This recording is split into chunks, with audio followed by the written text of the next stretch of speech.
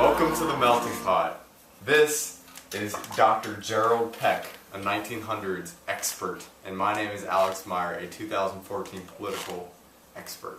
Today we're going to discuss what is America. What is some events in the 1900s that you feel define what is America? Definitely the Spanish-American War, and totes the Pearl Harbor incident. Can you go into some details on, say, the Spanish-American War?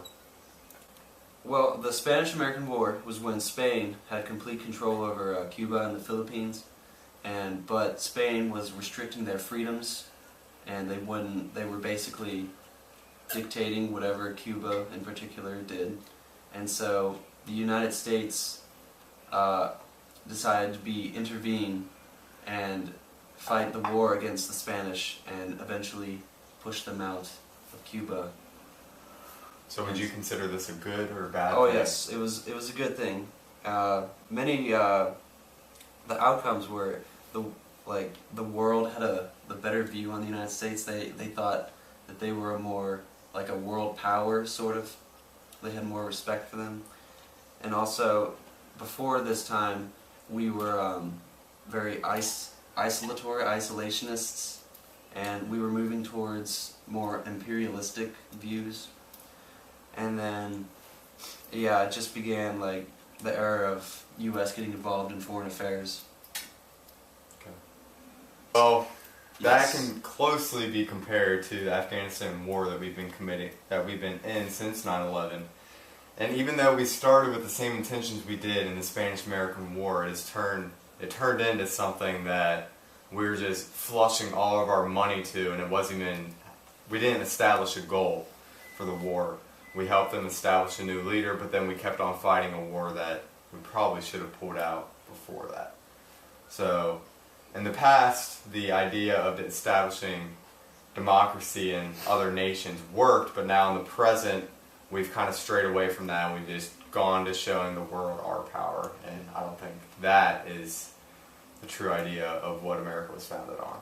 So you also mentioned Pearl Harbor. How do you feel like that defines America? Well, basically what happened was Japan attacked us. They unleashed an airstrike on Pearl Harbor in Hawaii, and it killed over 2,000 Americans. But one of these many benefits that happened because of the bombing of Pearl Harbor was it led to the United States getting involved in World War II, and that stimulated wartime spending, and money started circulating again. And during this time, we were in the Great Depression, and so all the wartime spending ended the Great Depression. So you consider another country attacking America a good thing? No, I do not. That happened, and that shouldn't have happened. We should have stopped them, and it was a bad thing, but the effects of it, and because it happened, it led us to take more precautionary measurements, and it stimulated our economy because we entered the war. Okay. Well, after you saying all that, that makes me think of 9/11, and when terrorists attacked the World Trade Centers and the Pentagon and Flight 293. But at the time, it brought America together as a whole. There was a time that Republicans and Democrats weren't fighting, but now we're sitting here 12 years later arguing the effects of the Patriot Act, and NSA coming out, and many Americans are not happy with what we've came to see about NSA and how the government can literally look at anybody's emails. And I think 9/11 was a good thing at the time because it brought America together as a whole.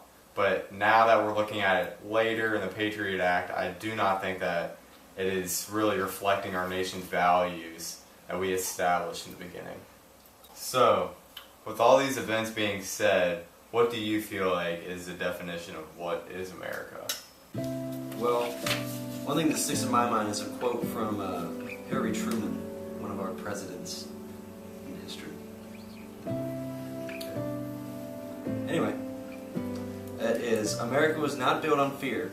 America was built on courage, on imagination, and an unbeatable determination to do the job at hand. And I feel like this just sums up what America's is all about in one sentence or two. It's two sentences. Yeah, America. When times get tough, we come together and we make sacrifices and we get the job done in the name of freedom. Okay.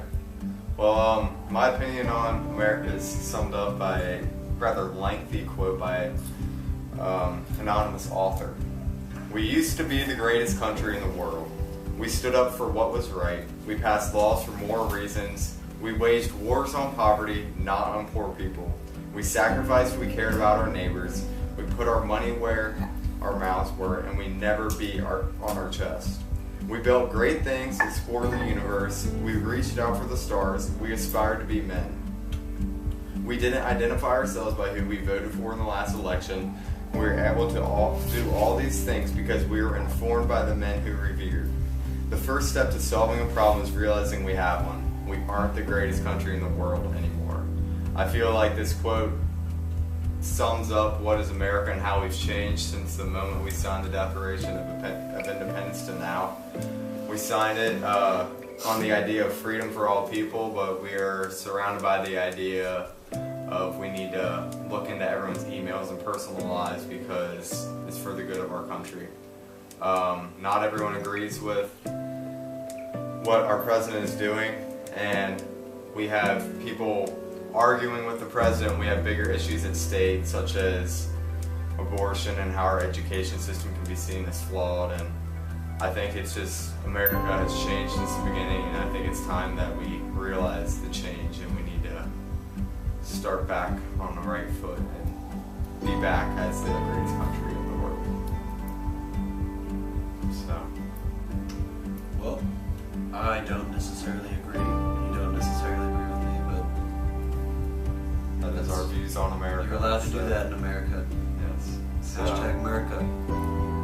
Peace out from the what is it's called? The melting pot. The melting pot. Alright. Good night. Spanish.